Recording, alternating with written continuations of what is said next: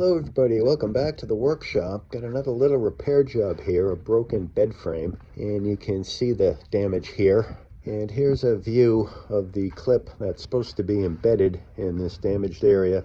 I don't know if it's obvious here, but the actual outer part of the groove just sheared away and the parts have been lost. So we have to obtain new parts. So I think a good candidate would be to start out maybe with a piece of maple. The challenge is going to be to try to find a dark enough stain that will basically obscure all the light colored wood. And I do have this stain, water-based, and it's very dark brown, and I think this might be a good place to start. I also have some aged oak, which does not have a lot of red in or yellow in it. And then I have some early American, which is very brown with just slight hints of red tones in it. So I'm hoping maybe with a combination of these three we can get pretty close. Doesn't have to be perfect. Okay, we're going to start with this. Almost looks a little darker than a milk chocolate. And I'm just going to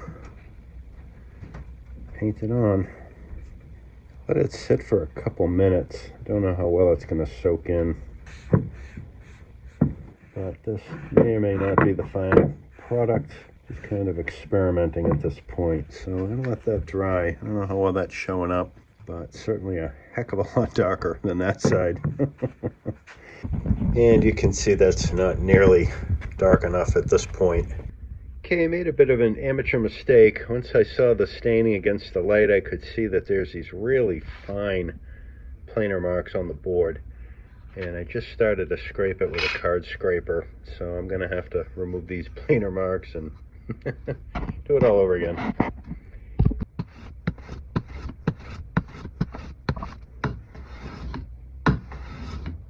Well, I scripted a little bit, decided to get out the hand plane a little bit quicker. There's an area down here I can't quite get. I'm not worried about that so much. And this is inexpensive Miller's Falls hand plane, and you can see it's taking off these feathery, wispy little bits of wood, fraction of an inch at a time, and that is really smooth now. So I'm gonna stain it again. Okay, this is the first coat. And I kind of hit it with a hairdryer to speed up the drying. I'm not sure if the second coat is going to be very effective. But I figure the darker I can get it, the better before we move on to oil-based stains. Okay, so here it is with 3 coats on it. It's definitely getting closer. So I'm a little encouraged, although this is a little time-consuming. I'm kind of liking the way that color's looking. My apologies if it's not showing up on the camera. The lighting down here is LEDs. Okay, I created a template with a piece of painter's tape, and I cut this piece to the correct dimensions, and I kind of outlined where the holes and the brackets are going to go. This blank will be ready for when the brackets arrive. I can figure out how I'm going to mount it, etc., etc.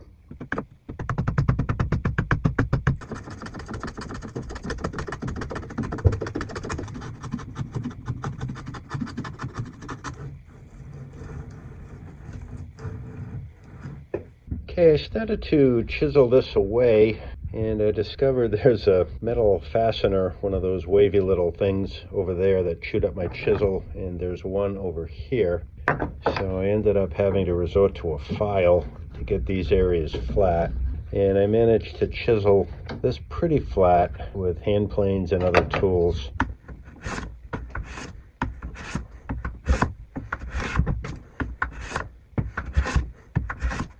So I goofed in my measurements earlier. I measured this as being a very thick piece of wood, but I didn't remove a good amount of it over here. So this is as thick as it is now, and it fits in there nicely. Got a little bit more planing to do. It's a little bit proud on each side, but you can see the color's a reasonable match. I think if I can get a little bit of a glossy shine on it, or a semi-gloss, that will blend it a little better. And when I get the brackets, I'm gonna have to cut away part of this. It's too thick here, but I need this edge to glue here.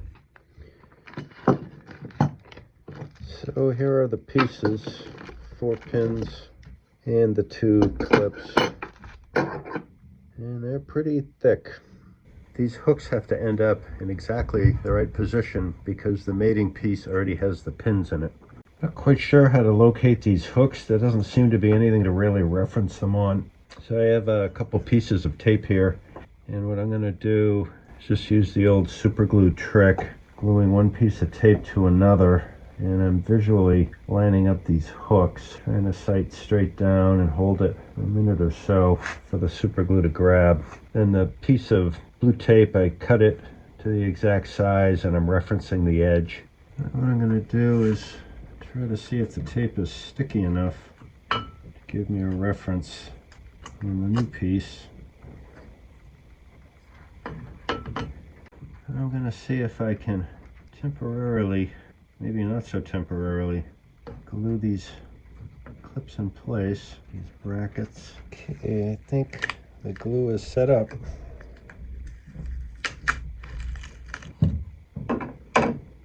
Okay, these two brackets seem to be in the right spot. Measured it a couple different ways. It seems to match the other side. So I'm going to mark to take 4 screws. And I'm going to screw those in place. And I cleaned, since I had to drill that, there was oil on it, I cleaned it with acetone.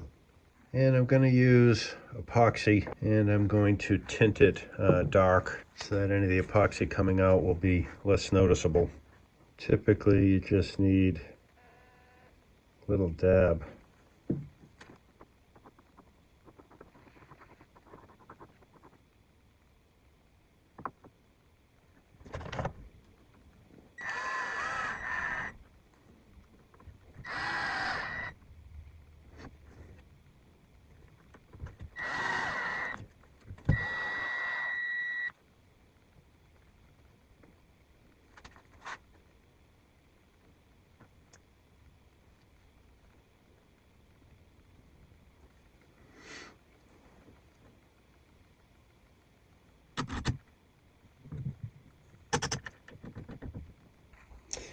Well, here it is all glued up. The epoxy is cured and it seems very strong. Obviously the forces are going left and right, so I'm happy with that. I don't quite have the sheen right, but I think the color is certainly okay. Nobody's gonna walk into the bedroom and say, oh my God, what happened there? So, looking pretty good. Well, I goofed a little bit on the glue up. I meant to put a clamp out here and I didn't. So we have a flush surface on the inside edge. But this edge out here that I've started to plane is standing proud. It's proud by quite a bit. It was probably around a couple millimeters. I think I've got it down to around 1 millimeter now. And I was using a block plane, and it's getting kind of tough. Same thing with this little Luthier's type of plane.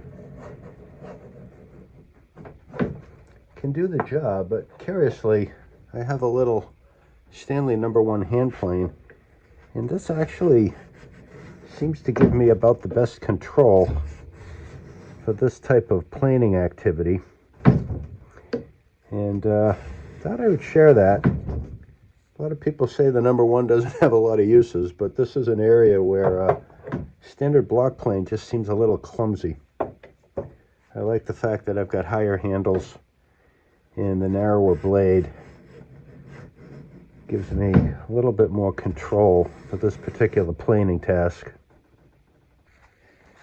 So I have this pretty good again. The lip here, as I feel it with my fingers, is about the thickness of maybe a business card. I don't think it's as thick as a credit card, so we're less than 1 millimeter, which I think is fine. And it's pretty smooth. Okay, I'm finishing up here.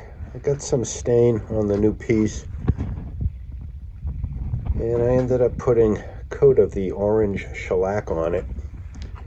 And there's the rag I used to apply it. You can see it's quite orange, and I think that orange tone will help pick up some of the lighter yellowish orange tones that are already in the original piece, just to help mimic it a little bit. The shellac will also give it a little bit of a shine.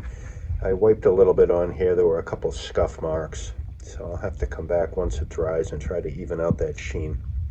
So here it is all finished up. I put some shellac on it as I showed you, and I gently sanded it to around 200 grit and a little coat of wax, and I think that looks pretty good. I think I've matched the sheen and the color pretty well. I don't think anyone's really going to notice it. You don't quite see the grain in the patch piece as you do in the others, but the colors and the tones and the shades are pretty darn close. So I'd call this a success so far. Of course, we won't really know till we go to assemble the bed. And here it is with the bed all put together in the bedroom. And I have to admit, I think it looks pretty good. So I'm happy with this. Hopefully got something out of the video. As always, appreciate you coming by. Please like and subscribe if you would. And as I like to say, stay safe, take care, keep your eyes out for the next one.